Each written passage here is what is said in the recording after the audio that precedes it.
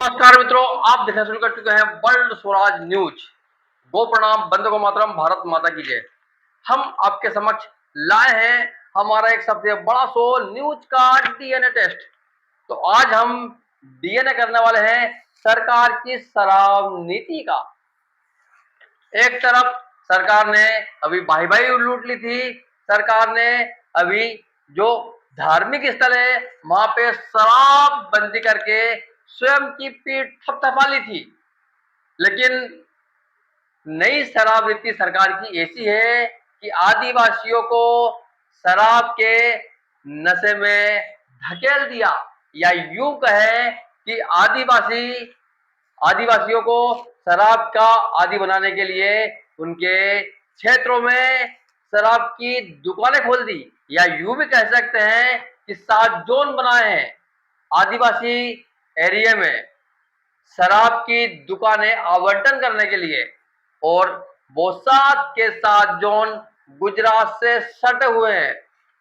तो कहीं ना कहीं एक अघोषित कॉरिडोर बना दिया सरकार ने गुजरात में शराब तस्करी के लिए।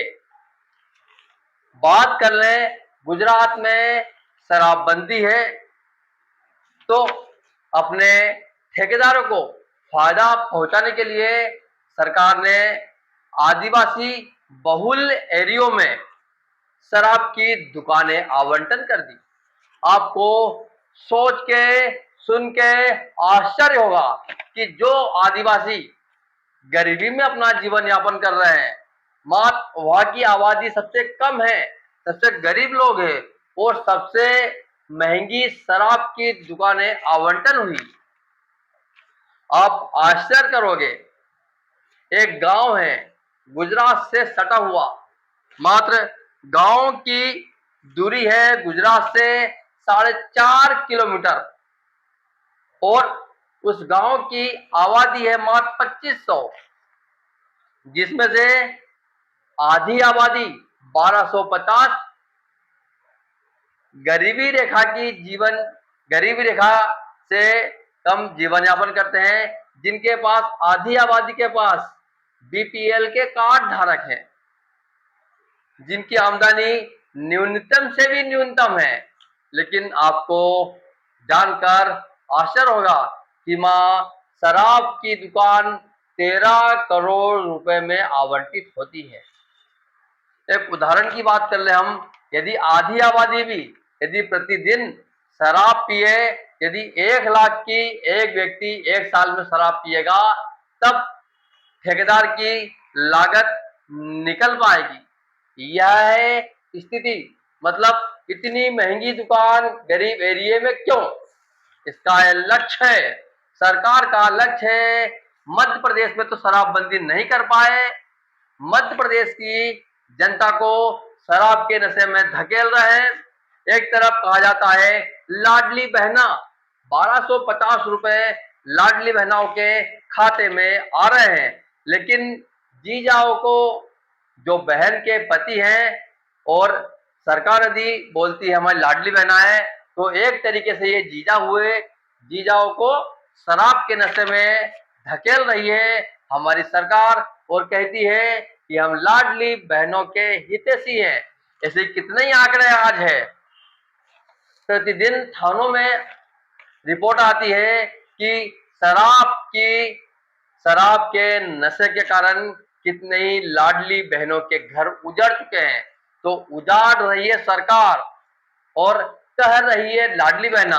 मतलब सरकार के, जैसे कि एक कहावत कही गई थी कि हाथी के खाने के दांत और होते हैं, दिखाने के दांत और होते हैं। सरकार के भी खाने के दांत और है, दिखाने के दांत और है। एक तरह से कहती है लाडली बहना जीजाओं को शराब परोस दी, एक तरह कहती है कि हमने प्रमुख धार्मिक स्थलों पर शराबबंदी की है। तो क्या जो आदिवासी भाई है उन्हें सरकार क्यों धकेल रही है नशे में? क्या वहां की लाडली बहनाएं लाडली बहना नहीं है? सरकार का प्रमुख टारगेट है गुजरात में तस्करी करवाना,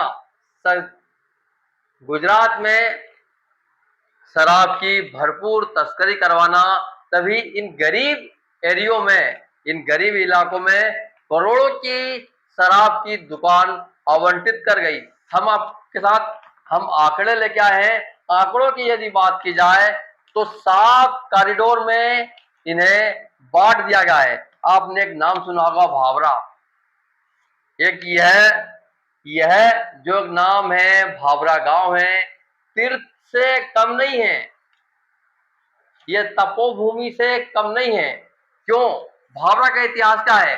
भावरा का वह इतिहास है, झाबुआ के भावरा का वह इतिहास है जहां पर हमारे चंद्रशेखर आजाद का जन्म होता है, जिन्होंने भारत को आजाद कराने के लिए अपने प्राणों की आहुति दे दी। लेकिन सरकार अब चाहती है कि भावरा से कोई व्यक्ति अब चंद्रशेखर आजाद ना बन पाए, सभी को धकेल देंगे अब मात्र शराब के नशे में। कोई भी अब चंद्रशेखर आजाद नहीं बन पाए, सभी को बना देंगे हम बेवड़ा। तो उस भावरा में भी एक साथ दो शराब दुकान आवंटित कर दी गई है, एक विदेशी और देसी। आंकड़ों की बात कर ले हम तो 7 कॉरिडोर में बांट दिया गया है। 7 कॉरिडोरों में 7 कॉरिडोर बनाए गए हैं और उन कॉरिडोरों में दुकानों का आवंटन हुआ है, और जिनकी दूरी गुजरात से कहीं 400 मीटर है, 200 मीटर है, 5 से 400 मीटर की दूरी है। और उन पॉइंटों पे सरकार ने शराब की दुकान खुला दी। मात्र बस लक्ष्य एक ही है, गुजरात को भरपूर तस्करी की जाए अवैध शराब की, क्योंकि गुजरात में शराबबंदी है। हम आपको एक हम आपको बताते हैं उन गांवों का नाम। एक गांव है बट्टा, दूरी है गुजरात से मात्र 5 किलोमीटर।